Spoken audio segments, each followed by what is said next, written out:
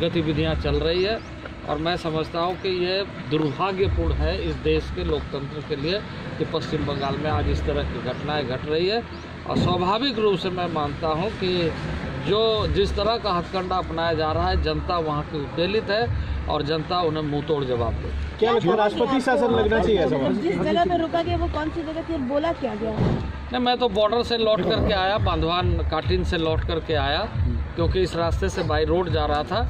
पहले मेरा कार्यक्रम कलकत्ता से था, लेकिन बाद में इस रास्ते से सड़क मार्ग से यहाँ से जाने का कार्यक्रम बना, पर अनुमति ही नहीं है। अब लोकतंत्र में राजनीतिक दल अपनी बातों को रखने के लिए जो सबसे बड़ा प्लेटफॉर्म है जनता के बीच में, कि अपने कार्यक्रमों के माध्यम से, सभा के माध्यम से और जनता को संबोधित करने वाली सभा।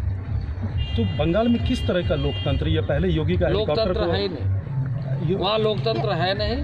लोकतंत्र की हत्या हो रही है और हठधर्मिता की राजनीति हो रही है। वहाँ बलजोरी चल रही है, ताकत का उपयोग करके एक तरीके से उसे कहा जाए कि बंगाल में सरकार नाम की कोई चीज़ नहीं, बल्कि गुंडागर्दी चल रही है। आप इसकी रिपोर्ट केंद्र को देंगे, केंद्र बीजेपी को देंगे? स्वाभाविक रूप से, क्योंकि ये केंद्र का कार्यक्रम था। पूरे देश भर में सभी ऐसे कार्यकर्ताओं को जिम्मेदारी दी गई है। अभी परसों मुझे उड़ीसा जाना है, इसके बाद कई स्थानों पर कार्यक्रम है, चित्रकूट जाना है, महाराष्ट्र जाना है। तो देश भर के कई हिस्सों में कहीं भी इस तरह का वातावरण नहीं है जो पश्चिम बंगाल में। सर, जो स्थिति है, क्या लगता है कि अब समय आ गया कि बंगाल में राष्ट्रपति शासन लगे?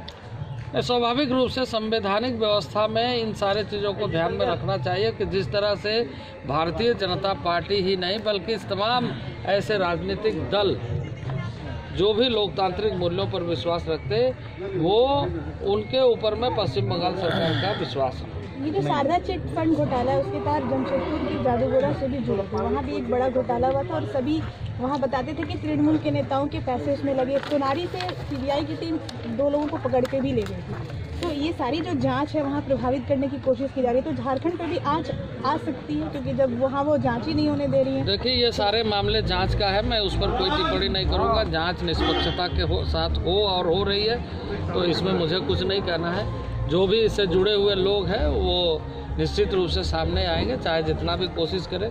लेकिन ये जो बलजोरी चल रही है, ये दुखद है, दुर्भाग्यपूर्ण है, इसकी मैं घोर निंदा करता हूं। सर, बीजेपी के नेताओं को खास करके निशाना बनाया जा रहा है, उन्हें वहां पर पब्लिक मीटिंग नहीं करने दिया जा रहा है, तो क्या कहीं ना कहीं लगता है हमें जो सूचना मिली है, बहुत लोगों से हमें मिली है सूचना, जो वहाँ के जीते हुए जनप्रतिनिधि में है, पंचायत समिति में, पंचायतों में मुखिया के रूप में, जिला परिषद के सदस्य के रूप में, वार्ड के मेंबर के रूप में उनको यातनाएं देने की कोशिश की जा रही है। उनके ऊपर में झूठे मुकदमे दायर किए जा रहे हैं, उनकी हत्याएं की जा रही है, हमले किए जा रहे हैं, तरह तरह के घटनाओं को अंजाम दिए जा रहे हैं। ये सूचना वहाँ से मिल रही है। तो क्या लग रहा है आपको कि आने वाला चुनाव को लेकर के कहीं ना कहीं सारी चीज़ों की सूचना मैं केंद्र को दूंगा और मैं समझता हूँ कि इन सारी चीज़ों में गंभीरता से भारतीय जनता पार्टी विचार करेगी और भारतीय जनता पार्टी पश्चिम बंगाल के जनता के साथ। आने वाले चुनाव को लेकर के अपनी हार सुनिश्चित देख करके ममता बनर्जी कहीं ना कहीं लोकतांत्रिक मूल्यों का हनन कर रही है। इस तरह का हथकंडा अपनाने का मतलब है कि राजनीतिक तौर से वो पूरी तरीके से समाप्त होने की स्थिति में आ गई है और अब वो गुंडागर्दी पे उतर आएगी।